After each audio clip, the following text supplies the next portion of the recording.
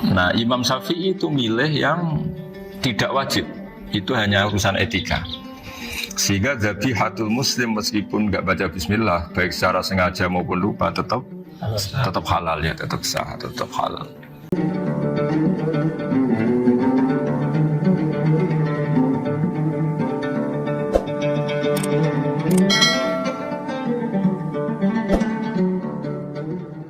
Penyembelian itu harus pakai bismillah. Kalimat harus ini harus dengan arti taruhan sah tidak sah, apa harus sebagai etika, apa harus sebagai supaya kebiasaan baik ini bertahan. Saya ulang lagi ya, misalnya Pak Arifin dawuh jenengan cung nyembelih pitik kudu maca bismillah. Kalau kamu menyembelih memotong hewan harus baca bismillah. Kata harus itu apa artinya syarat sah, sehingga kalau tidak baca tidak sah. Apa keharusan dalam makna etikanya harus baca bismillah. Jadi urusannya hanya apa? Etika atau afdoliyah. Atau kita tidak ingin kultur baca bismillah itu hilang, sehingga barang tidak wajib pun kita wajibkan supaya kultur baca bismillah itu tidak hilang. Nah, Imam Syafi'i itu milih yang tidak wajib. Itu hanya urusan etika. Sehingga zabihatul muslim meskipun nggak baca bismillah, baik secara sengaja maupun lupa, tetap halal ya, tetap sah, tetap halal. Tapi beberapa ulama mengatakan baca bismillah itu wajib dan menjadi syarat sah. Ya kira-kira karena pamit tadi, yang beri nyawa itu Allah, kok apa yang menghilangkan nggak pamit, sudah menghilangkan nyawanya ayam dimakan lagi. Wah itu selingkuhannya kan masih marah itu. Selingkuhannya, pacarnya, anaknya, cucunya itu kan marah itu. Tapi kalau pamit yang punya kan tidak. Coba kalau ayam cantik yang pas kamu sembelih itu lanangannya kan mangkel itu. Kalau kebetulan sudah tua kan, sekarang parmu kan gitu. Misalnya Matan cerita, yang dikatakan menyembelih itu apa? Ya nyembelih itu ya nyembelih itu memotong hewan. Terus motongnya dari mana? Kalau kamu motong hewan dari mana coba? Dari belakang atau dari depan? Dari mana? Depan misalnya. Pertanyaannya, ketika dari depan itu paling penting terpotong al-hulkum wal mari misalnya. Yang satu majrur to'am, yang satu majrur ruh, yang gitu, majrur nafas. Tapi andekan dari belakang gimana? Tapi tetap terpotong. Mulai ribet kan? Kalau kubu sebelah kan enak, pokoknya nggak sunah rasul seperti itu, nggak mau debat. Tapi kita nggak, cara berpikir nggak gitu. Ini kan status hukumnya halal apa haram ketika ada orang motong hewan dari belakang. Nah, terus kita berdebat kan, mesti berdebat itu mau dibilang haram, nyatanya memenuhi syarat apa tadi pemotongan, hukumnya kena, amarinya kena. Mau dibilang halal, jangan-jangan pitiknya sudah pingsan, sudah mati karena dogrok-ogrok dari belakang. Nah, itu terus ulama debat, kan mungkin juga, ya kan? Pitiknya sudah setengah kena corona, pingsan terus, ya kan? Sudah pingsan terus digorok. Nah seperti ini mau tidak mau kita harus detail. Detail artinya yang dikatakan menyembelih itu apa? Ya nanti tak bacakan tabir di Bajiria sekaligus ijazah untuk jenengan semua. Yang dikatakan menyembelih adalah mematikan hewan yang hidup dengan kaifiyah syariah. Saya ulang lagi, mematikan hewan yang hidup dengan kaifiyah syariah. Nah kalimat hidup ini mulai masalah. Hidup yang apa? Misalnya ada hewan, saya sering kalau ngaji cerita, ada ayam jago ketandang mobil, ketabrak mobil, kejet-kejet. Enggak kamu sembelih pun 1 menit lagi pasti meninggal. Ini kan hanya koordinasi prosedur saja. Karena prosedur ayam mati harus kejet-kejet, enggak boleh enggak langsung peletas mati, enggak boleh. Nah pertanyaannya ketika kejet-kejet ini kamu sembelih, itu halal apa enggak? Wong enggak adekan enggak disembelih juga sudah mati. Artinya enggak penyembelihan ini kan enggak memberi kontribusi kematian, tapi enggak ngefek. Makanya terus ada perdebatan. Ada hayatun mustaqirrah, ada hayatun ittiroriyah, ada harokatu masbuh. Itu kalau enggak syarah enggak bisa. Lalu pertanyaan nakalnya begini. Saya itu betul pernah ngalami itu. Wayam jago itu kan mahal, apalagi kalau Bangkok kan. Saya pas jalan-jalan sama anak saya, sama jalan-jalan mau ke pasar itu di pertolongan keluar mak. Gus sih halal tuh karena tanya orang awam, Gus halal kata saya. Padahal andai kan dari disembelih ya pasti mati. Suatu saat ada yang mengkonfirmasi lagi. Saya bilang kalau kiai ya tidak pantas makan ayam gitu, tapi kalau kamu tidak kiai ya pantas saja. Daripada rata halal lo gerbang eman kan ribet. Nah sebetulnya itu dalam mazhab Syafi'i itu tidak halal karena dia sudah tidak punya hayatun mustaqirrah. Karena tadi setengah menit lagi atau 1 menit lagi pasti mati. Kan dia belum mati karena koordinasi Israel saja tetap yang ngambil itu. Tetap kan nggak segampang itu kan, tetap prosedur apa? Jalankan SOP. SOP-nya harus ada. Nggak boleh mati selonang-selonang itu, nggak boleh. Tetap ada SOP kata Wari kan ada SOP. Dia kalau sama saya bisa buyon kalau. Nah, tapi misalnya nanti pertanyaan, tapi dalam mazhab Maliki itu diabaikan. Hayat mustaqirrah, hayat ittiroriyah, hayat itu diabaikan. Cara berpikir Imam Malik lebih matematis. Kalau nggak disembelih itu matinya berapa menit? 1 menit lagi. Gara-gara disembelih dia mati sekarang. Berarti eksekutornya ya peso itu. Ya berarti peso itu memenuhi kriteria mematikan sesuatu yang masih hidup, hewan yang hidup dengan cara syar'i. Jadi andai kan ada rapat malaikat, matinya karena apa? Karena peso apa karena kecelakaan? Karena peso. Ya kan? Karena kalau nggak tanpa besok nunggu 1 menit. Gara-gara disembelih langsung terjadi sekarang. Nah karena hukum halal ini yang menarik dan menguntungkan. Di bab ini orang jadi Malikiyah semua. Mana maksudnya ya? Jadi kita ini sebetulnya Syafi'i pecundang gitu. Syafi'i partai politik. Jadi kalau sedang tidak menguntungkan ya kata siapa kita Syafi'i banget, enggak juga itu. Ya, jadi karena tadi ya kalau pada level perdebatan ulama itu ada tadi ya, ada seperti itu, ada hayatun mustaqirrah, ada hayatun ittiroriyah, ada harokatul masbuh. Saya ulang lagi ya. Jadi yang mau saya baca tadi itu logika fikih ya. Fikih itu berpikir ya.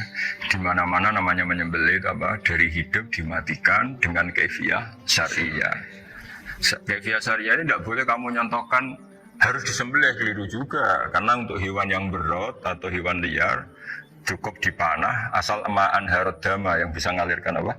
Darah. Jadi makanya saya umumkan bikaifiyatin syariah Pak Arif ini kan tidak harus motong kan bentuknya. Kalau hewan liar kan atau sapi kurban liar kan, sapi kurban ucul liar kan boleh dipanah, boleh macam-macam. Nah kalau tembak bisa diperdebatkan karena ada unsur api Pak Arif. Jadi bisa debat. Meskipun ada yang bilang boleh tapi bisa debat lagi kan? Karena ada unsur apa? Api Pak Arif. Iya.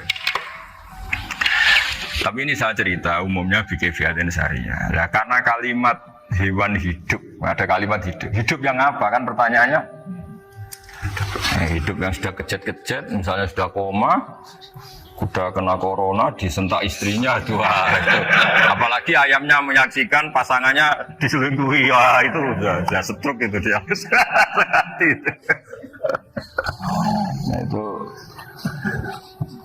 makanya kalau orang suka macam-macam itu kayak ayam, makanya itu.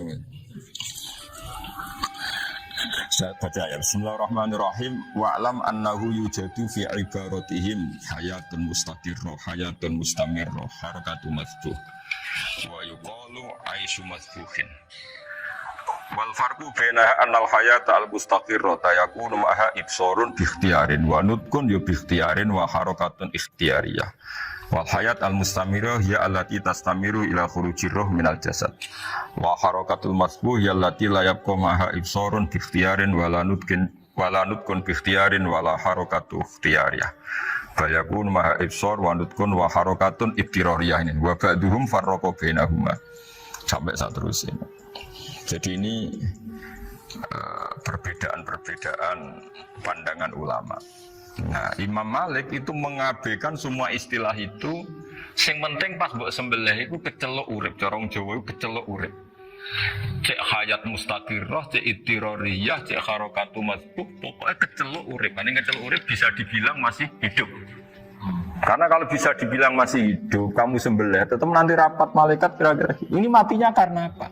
Karena kecelakaan. Oh, kalau kecelakaan 1 menit lagi matinya dong. Tapi kan matinya sekarang ya karena disembelih. Nah tadi saya bilang sebenarnya mazhab Syafi'i itu tidak seperti itu. Karena Imam Malik menghalalkan, biasanya penggemarnya lebih banyak. Di bangsa halal itu kan penggemarnya masih banyak. Tapi ya sudahlah, itu masih ahli sunnah karena salah satu dari mazhab. Tapi logikanya juga masuk. Jadi kita bukan sekedar taklid ke Imam Malik, tapi kalau kita ikhtiyat ikut Imam Syafi'i, ya monggo. Karena mungkin secara medis karena mengalami seperti itu mungkin tingkat kesehatannya apanya sudah ya sudah lah, yang penting makanya terus orang Jawa pinter nak PTE jago ya halal, nak cilik enggak lah. Jadi lah sarah lagi kembali lagi sarah itu membicarakan itu detail.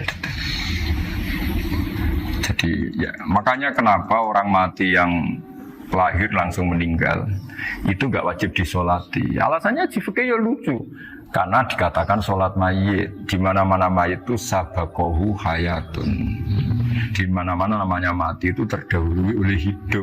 Nah ini gak pernah hidup langsung mati. Jadi fikih itu kadang lucu ya, gitu aja alasannya. Kamu nyolati apa? Mayit. Kenapa kok mayit? Ya, mayit itu namanya mayit orang mati kan dia pernah hidup. Ya itu sarah. Jadi ketika matan hanya cerita wasiktu alladzi lam yastahila, enggak pernah nangis gawe lam yusolal. Itu sarah bilang mergo ora tau urip. Kalau enggak pernah hidup berarti enggak bisa dikatakan mati. Kayak sampean miskin itu kan enggak bisa dikatakan bangkrut. Ya ya miskin aja gitu loh. Kan gitu ya. Karena nggak pernah kaya. Kayak Mas Nafis nggak bisa dikatakan, oh itu Qurannya lupa gimana? Nggak pernah hafal. Jadi yang dikatakan lupa itu pernah apa? Nggak lupa nggak apa? Qurannya lupa, gaya nggak pernah hafal kok bilang apa? Lupa gitu. Nggak boleh Pak Wafa bilang saya ini bangkrut apa? Nggak pernah kaya kok bangkrut. Jadi semua itu ada aturannya itu. Nah itu sarah lagi-lagi sarah. Jadi kita kan banyak yang syarhun ala syarhin. Jadi kayak kitab takrib itu disarai Fathul Qorib. Jadi Fathul Qorib itu sudah sarah. Disarai lagi baju. Itu termasuk cerita itu ya. Cerita-cerita. Bismillahirrahmanirrahim. Ya, wa yakunu qad umadzukira daf'atan wahidatan la fi daf'ataini. Islam tujad al hayat al mustaqira inda daf'atis saniyah. Amma idza wujidat al hayat al mustaqira inda daf'atis saniyah fayakhilu al mazfufu aidan. Fasartu wujudul hayat al mustaqira fi ibtida'il waqti akhir marrah. Wa makharu dzalika inda tulil fasli wa illa fala rafa'a sikina wa ada fawran aw alqaha likoniya kalatan wa akhudha ghairuha fawran aw saqatat minhu wa akhudha ghairuha halan aw qallaba wa qata'a biyama bagi hal al masbuh. Jadi ini masalah sarah. Sarah itu sudah detail. Misalnya gini, kamu motong ayam. Motong ayam harus sekaligus shred jadi. Jangan sampai nyuwun sewu 2 kali. Jangan-jangan misalnya gini, ayam tak potong pas ke kiri separuh. Ya, ke kiri separuh apa hulkumnya. Pak Arifin datang, assalamualaikum Pak, waalaikumsalam, terus santai jagungan dulu. Jagungan yang biasanya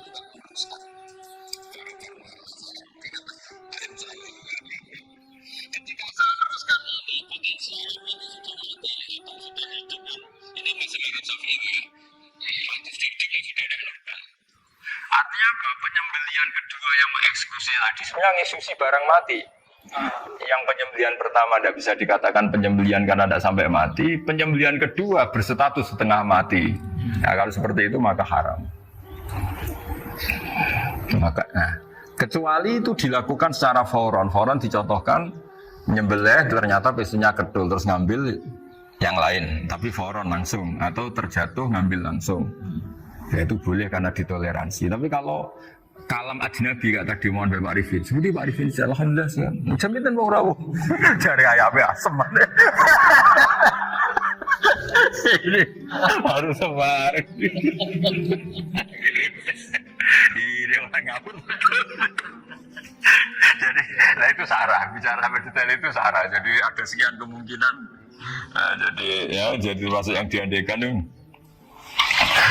apa? Nah, hayat mustaqirah itu batasnya yakunu maha ibsorun bi ikhtiarin wa nutqun bi ikhtiarin wa harakatun ikhtiyariyah. Hayat mustaqirah itu kalau dia betok-betok itu ya karena karepnya. Maksudnya gini, gamane cara roh pitik wedok engkek yo cek karepe dhewe. Cara dia melihat peso itu karepe ya masih lari. Jadi misalnya ada ayam. Ayam kita sembelih baru luka sedikit. Belum sampai andaikan dibiarin ya mungkin suatu saat sembuh, luka. Terus melihat kamu lari ketakutan karena kamu dianggap gladiator killer lah.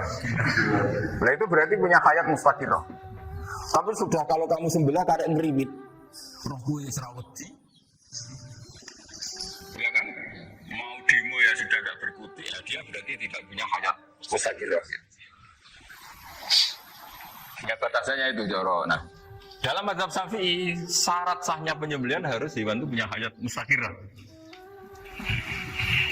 Nah ini sarah ya, jadi sarah itu lebih jelimet. Nah makanya kenapa tidak boleh nyembelih pakai yang tumpul Mas Nafis? Takutnya ayamnya itu ngalami dohtoh, atau kok ditekek. Misalnya sama nyembelih pakai peso tumpul, ini kini ketekek, takut. Kan dia misalnya ayamnya jantungan, roh peso wis setruk kan, udah gitu ketekek. Nah itu mati dulu pasti itu. Jadi pas diongok-ongok ini sudah mati. Jadi nanti kalau di akhirat, sebetulnya saya sudah mati loh, ngawur. Wah apalagi nganggu keris nogo sosro, wah itu sudah gereng sakti kan, diginikan dok sudah mati kan. Makanya bahaya nyembelih pakai keris-keris sakti karena sebelum terpotong sudah mati saking saksinya loh. Keris itu misalnya gitu. Makanya nanti suatu saat ada pertanyaan ini, boleh enggak nyembelih ayam orang yang rainya itu sangar? Wah itu haram, kenapa? Oh itu mesti mati dulu. Pemisen tatonan apa? Ya betul. Iya kayak algojo. Ayamnya jenis apa? Stroke, jenis penakut.